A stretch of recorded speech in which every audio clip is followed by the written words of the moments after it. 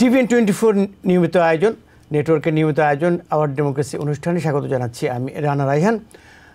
বাংলাদেশের সাবেক প্রধানমন্ত্রী শেখ হাসিনাকে প্রধান আসামি করে আন্তর্জাতিক অপরাধ ট্রাইব্যুনালে মামলা এবং তার বিচার করতে অন্তর্বর্তীকালীন সরকারের কাছে দাবি জানিয়েছে বৈষম্য বিরোধী ছাত্র আন্দোলন, যাদের হাত ধরেই এই বাংলাদেশে বিরল ঘটনা ঘটেছে, বিপ্লব বা গণ অভ্যুত্থানের মতো ঘটনা ঘটেছে। শিক্ষার্থীদের দাবি সেই মামলায় শেখ হাসিনার সহযোগীদেরও আসামি করতে হবে। বাংলাদেশের ক্ষমতার পালাবদলকে অভ্যন্তরীণ বিষয় হিসাবে অভিহিত করে অন্তর্বর্তীকালীন সরকারের সঙ্গে কাজ অব্যাহত রাখার কথা জানিয়েছেন ঢাকায় চায়নার রাষ্ট্রদূত ইয়া ওয়েন। একই ধরনের প্রতিক্রিয়া দিয়েছেন ঢাকায় রাশিয়ার রাষ্ট্রদূত।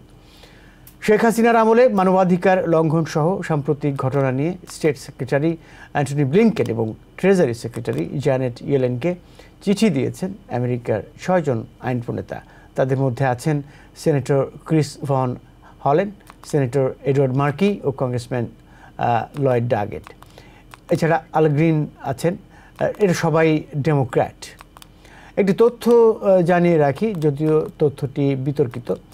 সেন্ট মার্টিন আইল্যান্ড ও বঙ্গোপসাগরে আমেরিকার নিয়ন্ত্রণ নেওয়ার প্রশ্নে একটি আলোচনা সম্প্রতি উঠে এসেছে, যেটি সাবেক প্রধানমন্ত্রী শেখ হাসিনাও বিভিন্ন সময় যখন ক্ষমতায় ছিলেন তখনই তিনি উল্লেখ করেছেন।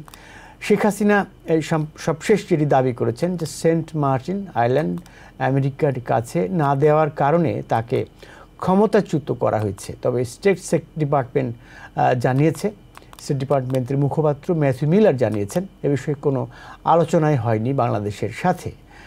আপনাদের একটি ঐতিহাসিক তথ্য জানিয়ে রাখি, তো এই তথ্যটিও বিতর্কিত এবং ইন্ডিয়ান এক্সপ্রেসে একটি রিপোর্টে বলা হচ্ছে পাকিস্তানের স্বৈর শাসক আইয়ুব খান সেন্ট মার্টিন দ্বীপকে আমেরিকার কাছে ইজারা দিয়েছিলেন যখন তিনি ক্ষমতায় ছিলেন। সেখানকার আমেরিকার সামরিক ঘাঁটি করার কথা ছিল সেখানে, কিন্তু 1971 সালের বাংলাদেশের স্বাধীনতা যুদ্ধ সব হিসেব পাল্টে দেয়।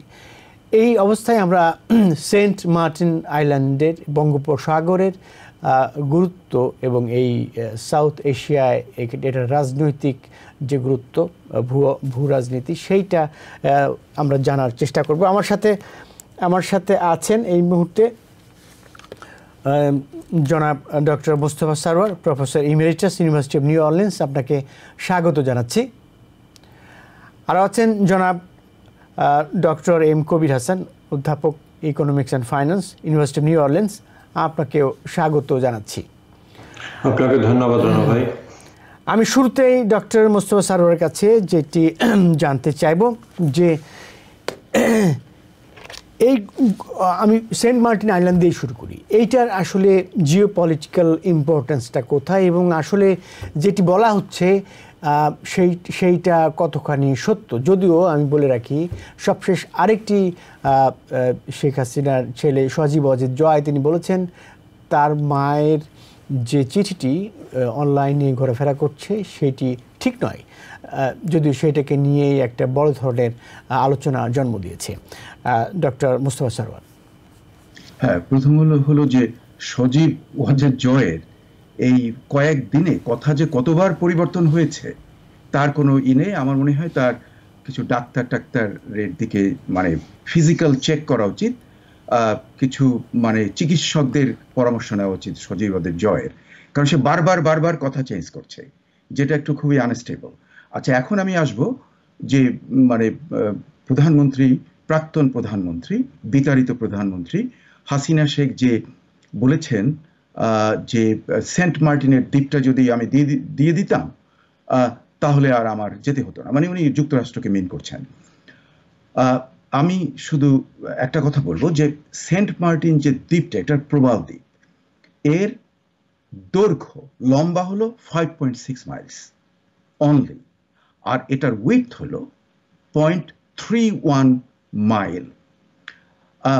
আমার কাছে অবাক লাগে যে এতদিন উনি প্রায় 15 বছর এবং তার আগেরও আর একটা প্রায় 20 ইয়ার্স উনি প্রধানমন্ত্রিত্ব করলেন, কিন্তু ওনার কি মাথায় এতটুকু ধারণা হলো না যে এই একটা ছোট দ্বীপ, যেটা আমেরিকার যুক্তরাষ্ট্রের নৌঘাটির জন্য একটা নস্যি, ইজ নাথিং, এই জিনিসটা তার মাথার মধ্যে ঢুকলো না। এটা উনি বারবার বলছেন, আমি আরো কয়েকবার শুনেছি। এই সমস্ত ভুয়া বাজে কথা এবং আমি আরো লক্ষ্য করলাম যে পশ্চিম বাংলার আমাদের বুদ্ধিজীবীরা যারা আছেন, আমাদের বাঙালি বুদ্ধিজীবীরা, তারা এটা নিয়ে হইচই করছেন খুব বিভিন্ন চ্যানেলে। আমার মনে হচ্ছে যে এদের সবার একটু ভূগোল পড়া উচিত এবং ওই আয়তন টায়তনগুলো দেখা উচিত, কত লম্বা, কত প্রশস্ত এবং কতটা স্টেবল প্রবাল দ্বীপ। এখানে যুক্তরাষ্ট্রের একটা ট্রান্সপোর্ট প্লেন যদি নামতে না পারে, হ্যাঁ, এটা কি ধরনের, এখানে তার ঘাঁটি হবে?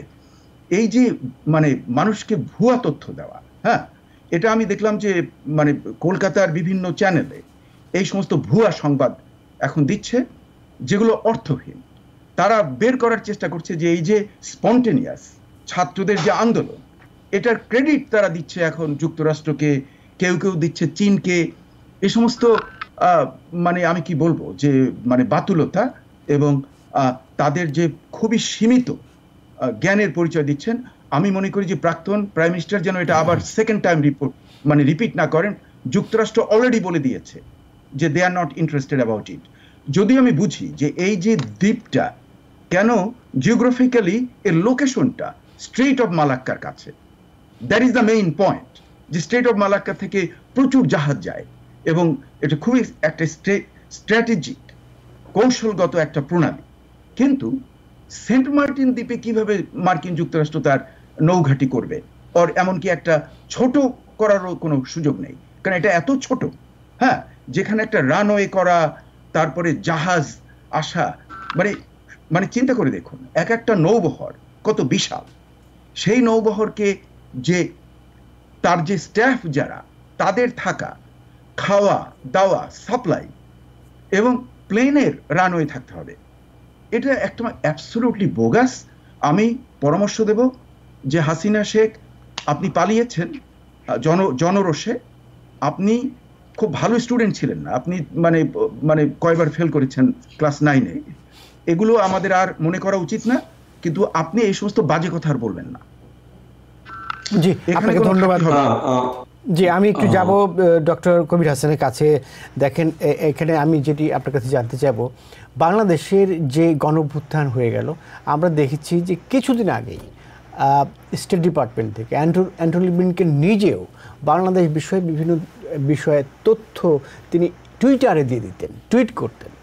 কিন্তু এত বড় একটা ঘটনা ঘটে গেল, আনুষ্ঠানিকভাবে বড় কোনো মুখপাত্র পক্ষ থেকে, অর্থাৎ আমি বলতে চাচ্ছি বাইডেন প্রশাসনের যারা হত্যাকর্তা আছে তাদের পক্ষ থেকে এই বিষয়ে কিছু বলা হলো না। এটার কারণ কি? আচ্ছা, আমি আপনার প্রশ্নের উত্তর দেওয়ার আগে সেন্ট মার্টিন নিয়ে যে কথা বলা হচ্ছে, কথা সারোয়ার ভাই আরো ভালো জানেন, উনি আমার সিনিয়র। আমি শুনেছি যে পাকিস্তান আমল থেকে সেন্ট মার্টিন নিয়ে যুক্তরাষ্ট্রের ইন্টারেস্ট ছিল। টেকনিক্যালি এটা পসিবল কিনা আমি জানি না, কিন্তু ধরেন এখন নৌবহরে তো সবকিছু ফ্লিট নিয়ে এখন আর্টিফিশিয়াল ইয়েতে করছে, হয়তো ওদের ইন্টারেস্ট ছিল। কিন্তু ব্যাপারটা এটা না, ব্যাপারটা যে সারোয়ার ভাই ঠিকভাবে বলেছেন, এই কথা আমি অনেকবার শুনেছি তার মুখ থেকে।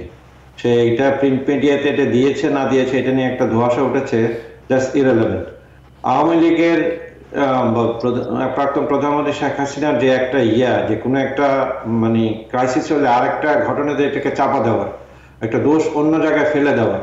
উনি কিন্তু 91-এ ইলেকশনে হেরে যাওয়ার পরে উনি বলেছিলেন যে ভারতকে গ্যাস দিতে চাইনি বলে ভারত আমাকে জেতায়নি। তো এই ধরনের বক্তব্য উনি আগেও করেছেন এবং সারোয়ার যেটা বললেন আমি ওনার সাথে একমত। এটা দিয়ে ওনার যে কুকিট থেকে উনি ঢাকতে পারবেন না। আচ্ছা, ইন্টারেস্টিং ব্যাপার, অ্যান্থনি ব্লিংকেন, এখন বলার তো কিছু নেই, যে যাই বলক না কেন, অফকোর্স এটা শুরু হয়েছে তৃণমূল লেভেল থেকে, কিন্তু আমেরিকান সিআইএ তাদের তো অনেক হিস্ট্রি আছে সারা দুনিয়াতে এভাবে ক্রাউড রেভলিউশন করার আগে। ইরানে করেছে তার আগে, তো তারপর আরব বসন্তের ব্যাপারটা হয়েছে, যেটা জানেন আপনি নর্থ আফ্রিকা করেছে। এটার পেছনে আমেরিকান ইন্টেলিজেন্স বা আমেরিকান সমর্থন ডেফিনেটলি ছিল। আর সবচেয়ে বড় কথা হলো যে প্রধানমন্ত্রী কেয়ারটেকার গভর্নমেন্ট চিফ যাকে করেছে ডক্টর মোহাম্মদ ইউনূস, উনি তো আমেরিকার কাছের লোক, ওয়েস্টার্ন ওয়ার্ল্ডের কাছের লোক, যদিও উনি আমাদের ন্যাশনাল অ্যাসেট, এবং এমনি ছাড়া এই মুহূর্তে হাল ধরার আর কেউ ছিল না, এটা স্বাগত জানাই।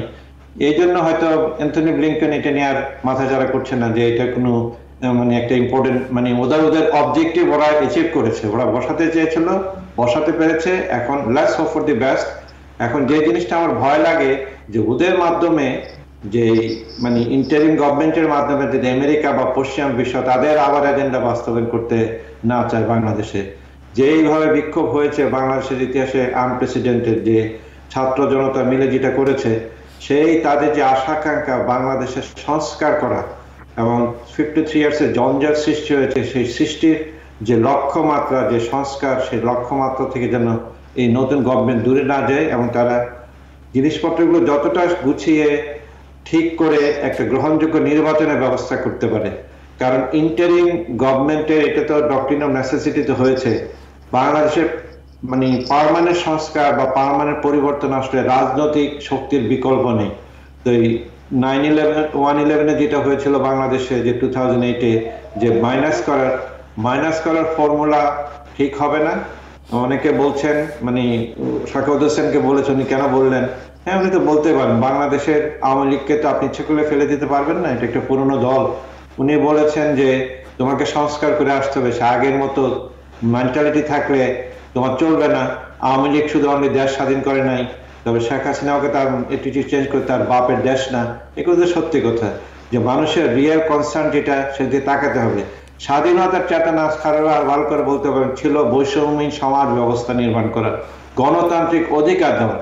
এইগুলো তো আওয়ামী লীগ বারবারই ফেল করেছে। বদলে দিলাম যে বিএনপির কথা, এবং প্রতিবারই আওয়ামী লীগকে নামাতে হয়েছে আর্মি দিয়ে। 75-এ নামছে দুঃখজনক ভাবে, মানে বঙ্গবন্ধুকে হত্যার মাধ্যমে পার্মি এসে তারপর গণতন্ত্র প্রতিষ্ঠা করার চেষ্টা করেছে। এইবারও আর্মির মাধ্যমেই তাকে সরতে হলো।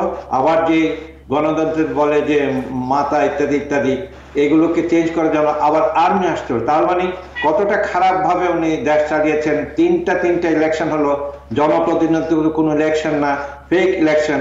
এইটা বাংলাদেশের মানুষ এবং ইয়াঙ্গার জেনারেশন মেনে নিচ্ছেন না। আরেকটা জিনিস ফাইনালি বলতে যাচ্ছি, যে JNG generation is totally different.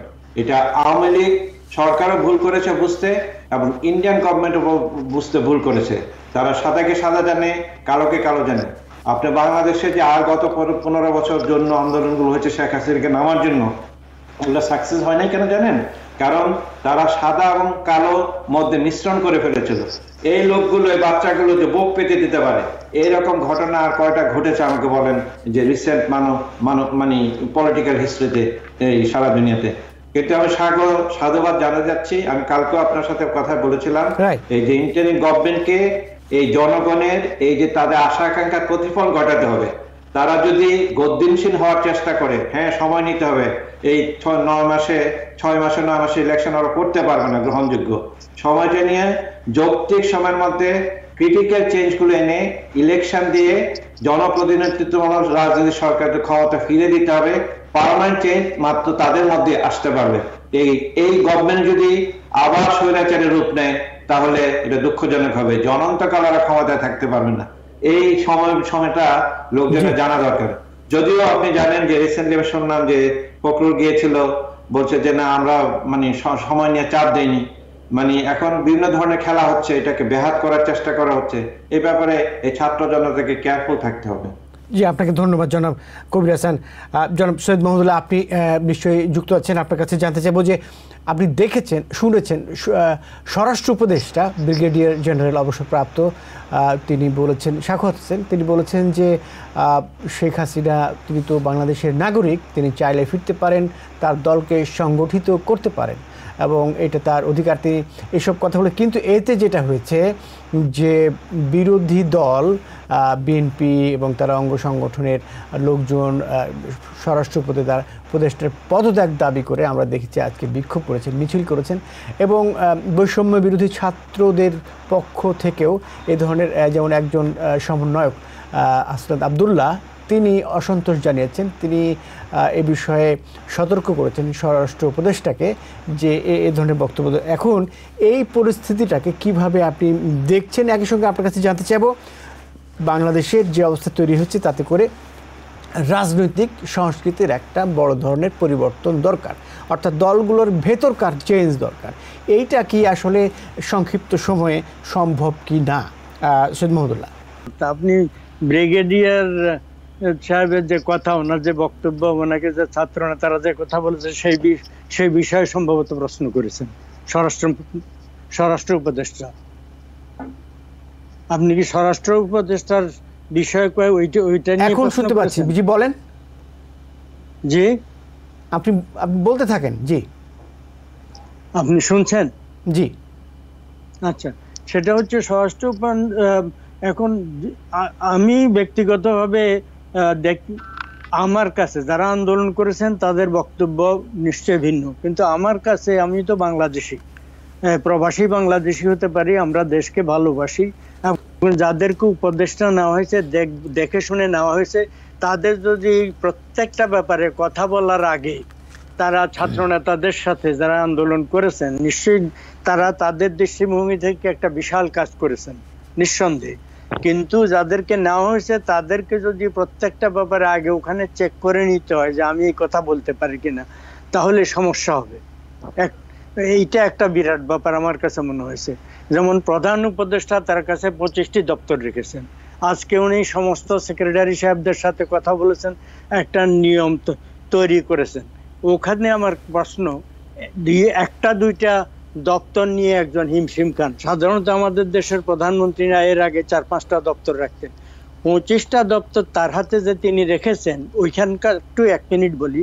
সেটা হচ্ছে, তার মানে ওটা আমলারা চাওয়াবেন, একটা ব্রড আউটলাইন উনি করে দেবেন, কিন্তু প্রত্যেকটা দপ্তর থেকে মানে একজন করে লোককে উনি ডেইলি দেখা করতে পারবেন না।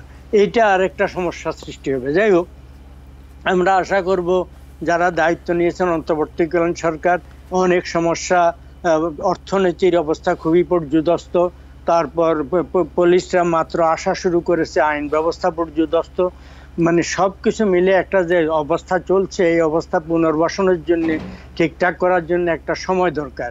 সেই ক্ষেত্রে আমলাতন্ত্রের উপর যদি নির্ভরশীল হয়ে যায়, সেটা একটা সমস্যা হবে। উপদেষ্টারা স্বাধীনভাবে কাজ করতে দেওয়া, ছাত্র নেতাদের যদি কোনো অভিযোগ ইত্যাদি থাকে, বক্তব্য থাকে, পাবলিকলি প্রেস না করে, তাদেরকে থ্রেট না করে, আমি মনে করি তাদের উচিত প্রধান উপদেষ্টার কাছে তাদের অভিযোগগুলো জানানো। তাদের 2জন ক্যাবিনেটেই সদস্য আছেন, ক্যাবিনেট আছেন, আর অন্য প্রত্যেক মন্ত্রণালয়ে তাদের লোক রাখা হয়েছে, এই একটা দিক।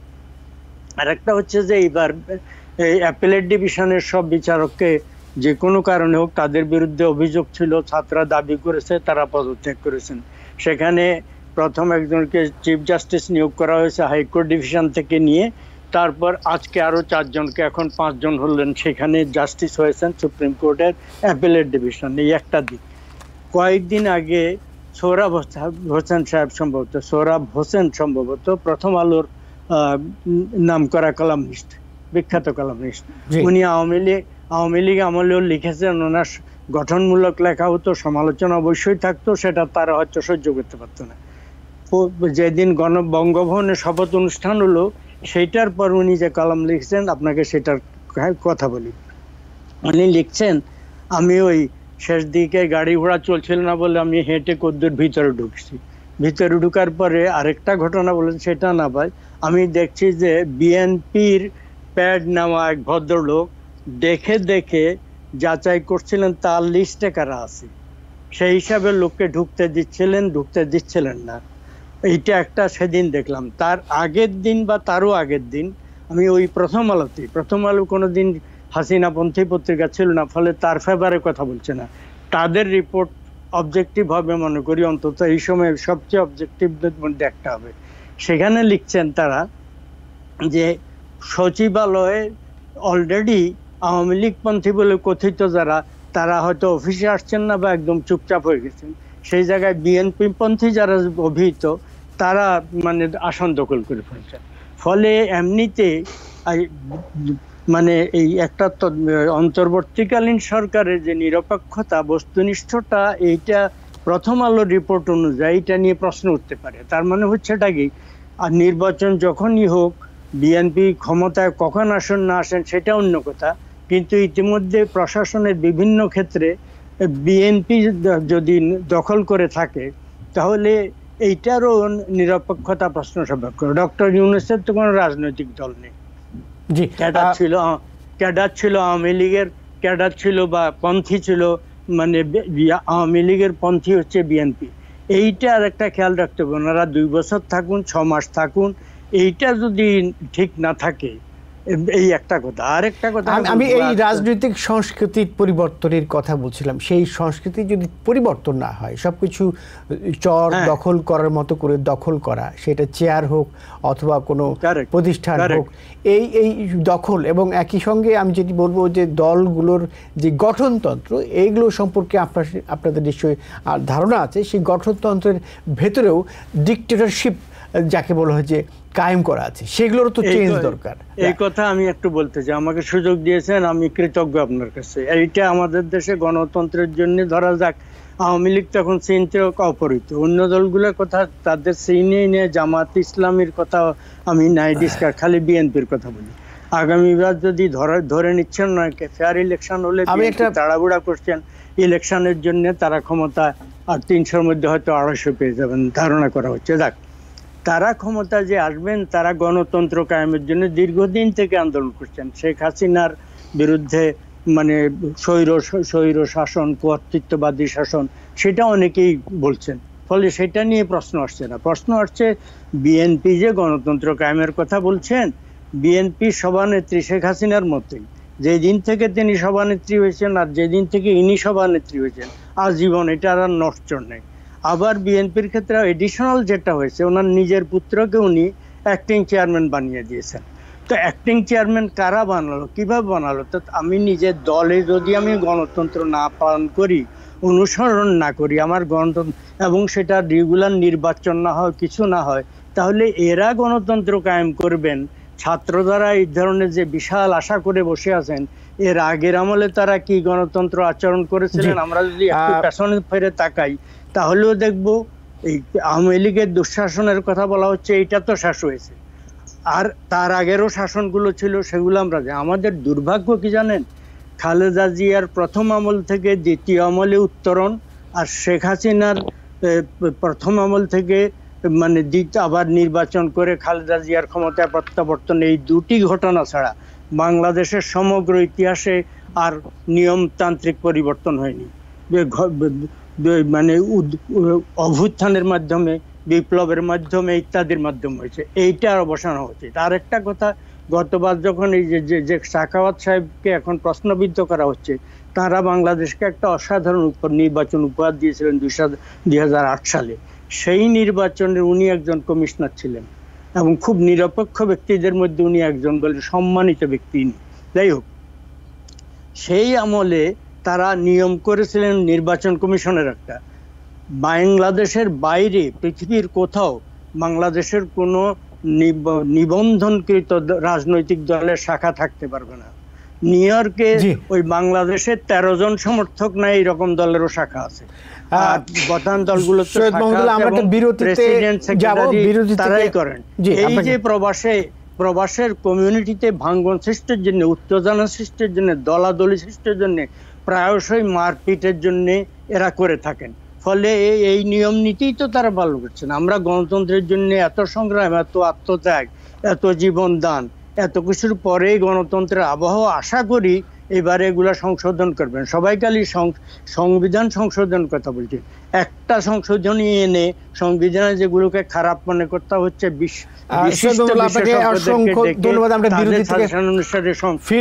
বিরোধী থেকে ফিরে এসে আপনার সঙ্গে আরো আলোচনায় ঢুকবো। আপনারা সাথে থাকবেন। দর্শক যারা অনুষ্ঠানটি দেখছেন, আশা করছি ভালো লাগছে। আমরা একটু পরে ফিরে আসছি, সবাই সাথে থাকবেন। আওয়ার ডেমোক্রেসি অনুষ্ঠানে আবারও স্বাগত জানাচ্ছি। আমি চলে যাচ্ছি এবার আমাদের অতিথিদের কাছে। এবার যাব ডক্টর মোস্তফা সরোয়ার আপনার কাছে। আপনি সার্বিক প্রতিক্রিয়া দিতে পারেন, যেমন রাজনৈতিক সংস্কৃতির বদলের যে কথা বলা হচ্ছে সেই বিষয়ে। একই সঙ্গে আপনার কাছে জানতে চাইব, ভারতের গণমাধ্যমে একটি বিষয় আসছে যে আমেরিকার ডিপ স্টেট ষড়যন্ত্র করছে কি ভারতের সমাজ এবং রাষ্ট্রে যেন অস্থিতিশীলতা তৈরি হয়, এরকম ষড়যন্ত্র করা হচ্ছে। বিশেষ করে আমরা দেখলাম একজন নামকরা সাংবাদিক, তিনি একটা শোতে বলছেন, অর্ণব গোস্বামী, আপনারা হয়তো নাম শুনে থাকবেন, তিনি মোদির সমর্থক। তিনি বলছেন যে নরেন্দ্র মোদি শক্ত বাধা হয়ে দাঁড়িয়েছে আমেরিকার জন্য। যে মোদির কারণে আমেরিকা পারছে না ষড়যন্ত্র তাদের বাস্তবায়ন করতে। এটার প্রতিক্রিয়া দেবেন, একই সঙ্গে এই রাজনৈতিক সংস্কৃতি। আমি বেশ কয়েকদিন ধরে এই পশ্চিম বাংলার এবং বাংলা কতগুলো ব্রডকাস্টিং শুনছি। ওখানে আমার কাছে মনে হচ্ছে যে তারা অনেকটা এখানে যে চিপি যে ধরনের ব্রডকাস্ট যে কেউ শোনে না, সেই ধরনের ওরা প্রচুর পাচ্ছে, ভিউয়ার পাচ্ছে। কিন্তু এদের এই বুদ্ধিজীবীদের কথাবার্তা শুনলে আমার যেন আমার পশ্চিম বাংলা সম্পর্কে, এখানকার বুদ্ধিজীবীদের সম্পর্কে, সাংবাদিকদের সম্পর্কে আমার ধারণা ছিল খুব উচ্চ পর্যায়ের। কিন্তু এদের কথাবার্তা শুনে আমি বিস্মিত হয়ে গেলাম।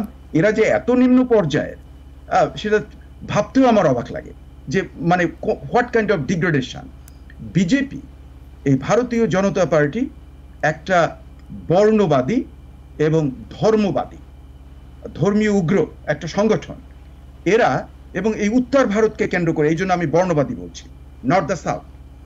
এই দলটা ভারতের যে বুদ্ধিজীবীদের মাথার মধ্যে, এবং অনেক নায়ক নায়িকাও দেখেছি নেমে গেছে, যে এমনভাবে এদের মাথাকে নষ্ট করে দিয়েছে যে এই সমস্ত বাজে ওরা বকে যাচ্ছে। যুক্তরাষ্ট্রের কোনো খেয়ে দেয়ে কাজ নেই, যে যুক্তরাষ্ট্রের সঙ্গে শুধু ভারতের গভীর বন্ধুত্ব নয়, তাদের সঙ্গে ডিফেন্স এক্সারসাইজ হয় ইন দি হিমালয় রেঞ্জে, কারাকোরাম রেঞ্জে। এই লোকগুলো এগুলো কি জানে না? এরা শুধু সারাক্ষণ যুক্তরাষ্ট্রের বিরুদ্ধে আজে বাজে কথা বলে। মোদির সঙ্গে তো কত বিশাল বিশাল প্যাক্ট হচ্ছে, ভেঞ্চার ক্যাপিটাল যাচ্ছে, টেকনোলজি ট্রান্সফার হচ্ছে, ভারতের অর্থনীতি রমরমা হয়ে যাচ্ছে। এগুলো তো যুক্তরাষ্ট্রের জন্য।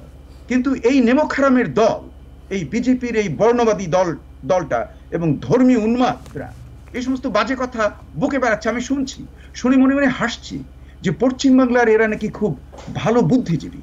কিন্তু ওদের স্ট্যান্ডার্ড দেখে আমার যেন মনে হয় যে ওরা টিকটক জেনারেশন, টিকটকের একটু নিম্ন পর্যায়ের টাইপ।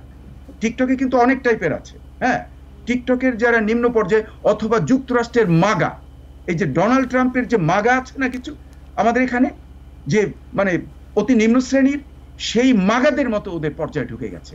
কাজে এটা হলো আপনার ওই অংশের উত্তর। সেকেন্ড হলো যে কালচারাল এবং সংস্কৃতিগত, যে আমাদের খুবই বিজ্ঞ সাংবাদিক, এবং আমি তাকে দারুণ শ্রদ্ধা করি, উনি মোহাম্মদুল্লাহ ভাই, উনি হলেন আমাদের পথিকৃৎ এখানে বাংলা জার্নালিজমের পুরো যুক্তরাষ্ট্রে। আমরা যারা আগে থেকে ওনাকে চিনি আমরা জানি। ওনার কথাগুলো খুবই আমি মনোনিবেশ করে শুনেছিলাম এবং আমি তার সঙ্গে একমত।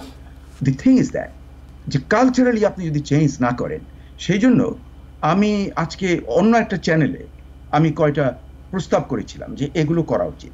ফার্স্ট অফ অল, বর্তমানের যে গভর্নমেন্ট, এটাকে বলা হচ্ছে ইন্টারিম গভর্নমেন্ট। ইন্টারিম গভর্নমেন্ট নামে কোনো কিছু বাংলাদেশের গঠনতন্ত্রে নেই।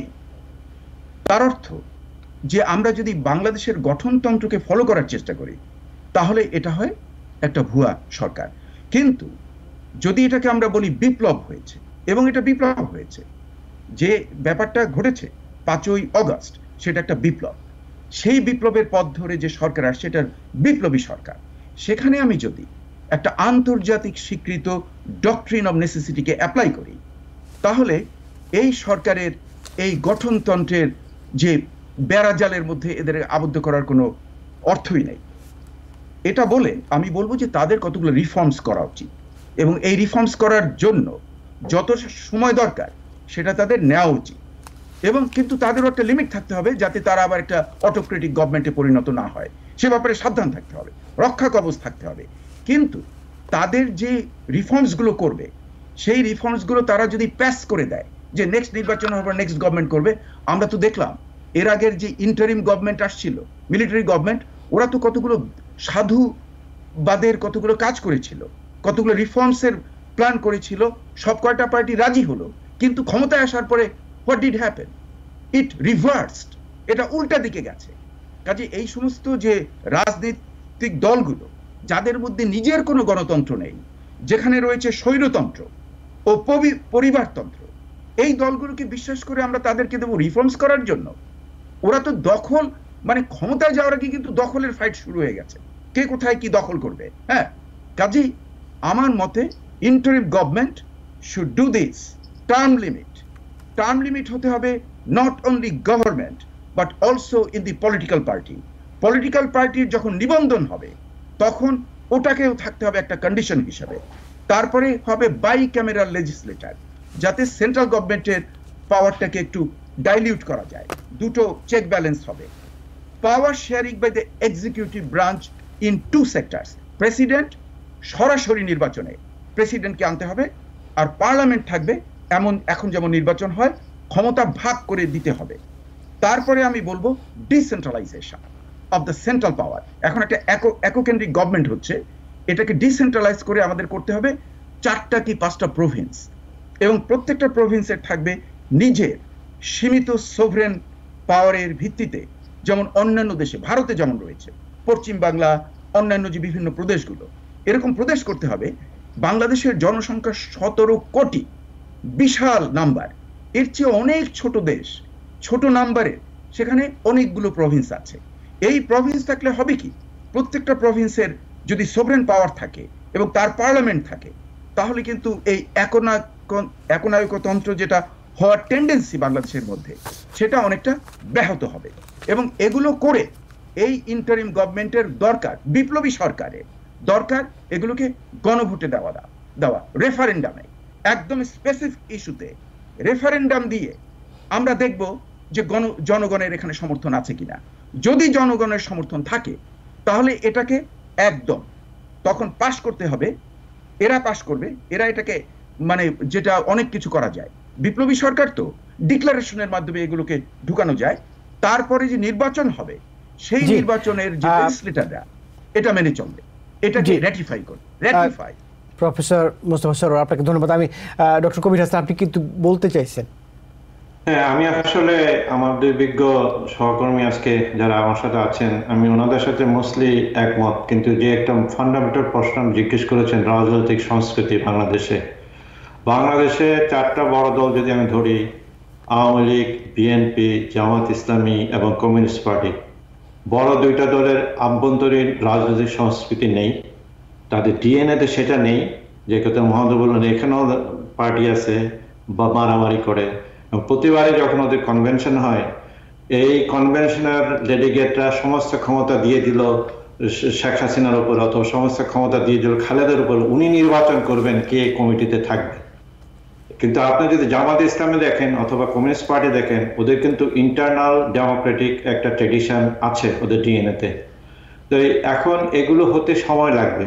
এই বিপ্লবী সরকার যেটা সুন্দর করে সরোয়ার বললেন, বিপ্লবী সরকার অনেক কিছু করতে হবে। আলটিমেটলি বিপ্লবী সরকার তো হ্যাঁ বিপ্লবের মাধ্যমে হয়েছে, হ্যাঁ এটার মধ্যে ইনিশিয়ালি ছাত্র জনতার ছিল, কিন্তু কোনো দেশেই পলিটিক্যাল প্রসেস ছাড়া পার্মানেন্ট চেঞ্জ আসবে না। কিন্তু পলিটিক্যাল প্রসেসটাকে এস্টাবলিশ করার জন্য যে আমাদের ডিএনএ চেঞ্জ করতে হবে, আমাদের মানসিকতা চেঞ্জ করতে হবে, সেটার জন্য শুরু করতে হবে যে কথাটাই কোটা সংস্কার থেকে শুরু হয়েছে, কারণ এটা বৈষম্য ছিল, সেটাকে উপরে উঠে যে সংস্কার করতে হবে প্রতিটা লেভেলে, সেই সংস্কারটা করতেই হবে।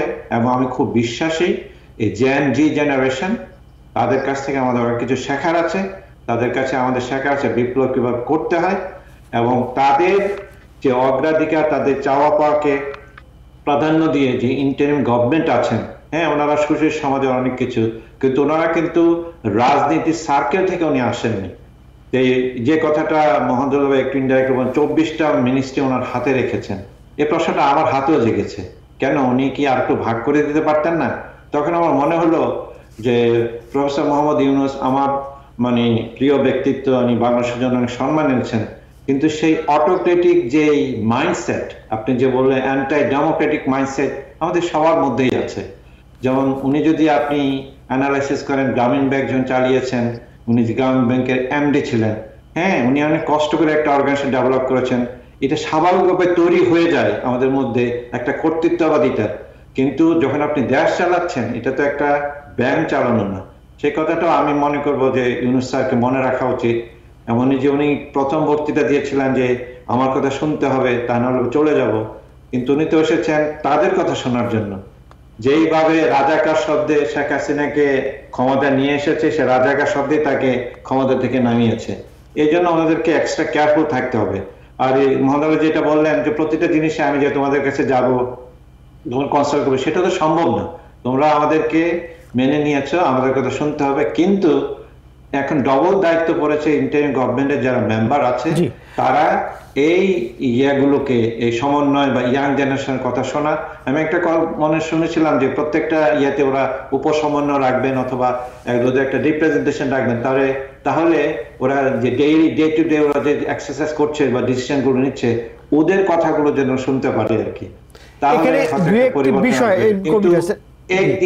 একদিনে এগুলো চেঞ্জ হবে না, রাজনৈতিক সংস্কৃতি। আমি যাই বলি না কেন, কালকে আমাকে একজন টেলিফোন করেছিল কোন একটা কারণে, কোন একটা ব্যাপারে, উনি জানতে চেয়েছে আমি কখনো আওয়ামী লীগ করেছি কিনা অথবা আমার ফ্যামিলি আওয়ামী লীগ করেছে কিনা। সেই কথা আওয়ামী লীগ জিজ্ঞেস করতো যে কেউ বিএনপি করে কিনা, জামাত করে কিনা। তাহলে যদি বিএনপি ক্ষমতা আসে তো যেই কদু সেই লাল, একই ব্যাপার হবে, তাহলে যদি চেঞ্জ হবে না। আমরা একটা সিনারিও জানি যে গত যেটি সরকারের, অন্তর্বর্তী সরকারের বা সেনাশাসিত সরকারের আমরা প্রশংসা করছেন কেউ কেউ, সেই সরকারের উপদেষ্টারা কিন্তু মোস্টলি এই বাংলাদেশে থাকেন না, তারা দেশের বাইরে চলে যেতে বাধ্য হয়েছে, বাংলাদেশের বাইরে বিদেশে থাকেন। কারণ কি? কারণ ওই রাজনৈতিক সংস্কৃতি যেটি আপনি বলছেন, আমরা বলতে পারি অপসংস্কৃতি, সেটি আবার ফিরে এসেছে এই দেশে। এইরকম আবার আসতে তো পারে। এখন এই বিপ্লবী সরকার বা গণঅভ্যুত্থানের পরে যে সরকার গঠন হয়েছে, এই সরকারের যে শিক্ষার্থীদের মাধ্যমে এসছে, সেই শিক্ষার্থীদেরও তো ক্লাসে ফিরে যেতে হবে। তারা কতক্ষণ এই বিপ্লব, এই গণঅভ্যুত্থান এইভাবে ধরে রাখতে পারবে কি? আমি সবশেষ 2 মিনিটের জন্য জানতে চাইবো সৈয়দ মাহমুদুল্লাহ, আমার হাতে সময় হাতে নাই। সৈয়দ মাহমুদুল্লাহ, আমি অন্য একটা বিষয় চাই যে বঙ্গবন্ধু শেখ মুজিবুর রহমান মৃত্যু দিবসের মাস, আমি তার প্রতি গভীর শ্রদ্ধা নিবেদন করছি, বাংলাদেশ রাষ্ট্রের স্থপতি। কিন্তু যে একটা জিনিস আমাকে বিচলিত করেছে সেটা হচ্ছে সারা দেশে কেবল বঙ্গবন্ধুর ভাস্কর্য নষ্ট হয়েছে, ওনার মিউজিয়াম বা বাসভবন ধ্বংস করেছে না, দেশে যত সংখ্যালঘুদের আক্রমণ হয়েছে, আওয়ামী লীগের উপরে আক্রমণ হয়েছে, পুলিশ, এটা ছাড়াও দেশব্যাপী ভাস্কর্য সব, মানে মুজিবনগর, সেখানে যে সবগুলো ধ্বংস করে দেওয়া হয়েছে। এই যে এগুলা ধ্বংস করা হয়েছে, এগুলার ব্যাপারে সংখ্যালঘুদের ব্যাপারটা এই ছাত্র নেতারা, মন্ত্রীরা, মানে নেতারা এগুলা বলছেন, নিন্দা করছেন রাজনৈতিক নেতারা। কিন্তু এই যে ঘটনাটা ঘটছে, এটা পাশাপাশি এটাতে আমার যেন মনে হচ্ছে এটা যারা বিরোধী তারা যেন একটা পাওয়ার রেখেছে। এটা কিন্তু আশঙ্কার ব্যাপার একটা দাঁড়িয়েছে। তার মানে ছাত্র নেতারা আসছেন, এদের বিরুদ্ধে কারো যে অভিযোগ, পিছন থেকে অনুপ্রবেশকারী হিসাবে ওরা এদের অজান্তে এদেরকে হয়তো গাইড করেছে, লিড করেছে। এই পর্যন্ত ডক্টর ইউনূসের মুখ থেকে অথবা কোনো উপদেষ্টার মুখ থেকে, কোনো ছাত্র নেতার মুখ থেকে এই যে ভাস্কর্যগুলো ধ্বংস করা হয়েছে অথবা বঙ্গবন্ধুর বাড়িকে সর্বনাশ, ধ্বংসস্তূপে পরিণত করা হয়েছে, এইটার ব্যাপারে একটি শব্দ শুনি, এতে আমি খুবই বিচলিত বোধ করছি। তার সৈয়দ মাহমুদুল্লাহ, আপনাকে অসংখ্য ধন্যবাদ জানাচ্ছি জনাব ডক্টর মোস্তফা সরোয়ার। আমি জাস্ট একটা 30 সেকেন্ডস, আমি মাহমুদুল ভাইয়ের সাথে একমত। মানে এই যে জিনিসগুলো, এগুলো তো ন্যাশনাল অ্যাসেট। 32 যে জাদুঘর ভেঙে দিচ্ছে, আপনি তার রাজনৈতিক মত বিরোধী হতে পারেন, আপনি অন্য শিবির হতে, কিন্তু এটা তো আমাদের একটা হিস্ট্রি ডকুমেন্ট। এই ডকুমেন্টটা ধ্বংস করে দেওয়া, সবকিছু স্থাপনা ওদের কন্ট্রোলে নিয়েছে। কিন্তু এই 3টা জিনিসকে, যে সচিবালয়, তারপর গণভবন, তারপর 32, এটাকে ওরা কেন প্রোটেক্ট করলেন, এটা আমার একটা বিরাট প্রশ্ন। ধন্যবাদ জানাচ্ছি ডক্টর কবির হাসান আপনাকে। আপনি ভালো থাকবেন। আশা করছি ভবিষ্যতে অন্য কোনো অনুষ্ঠানে আপনাদের সাথে আবারও দেখা হবে। সে পর্যন্ত আজকের মতো বিদায় নিচ্ছি।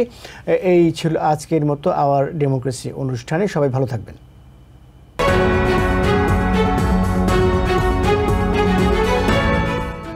TBN 24 টেলিভিশন দেখতে আজই কল করুন 7187776556। লগ ইন করুন www.totalcablebd.com। নিউ ইয়র্ক থেকে সম্প্রচারিত TBN 24 টেলিভিশন বিশ্বজুড়ে বাঙালির কণ্ঠস্বর।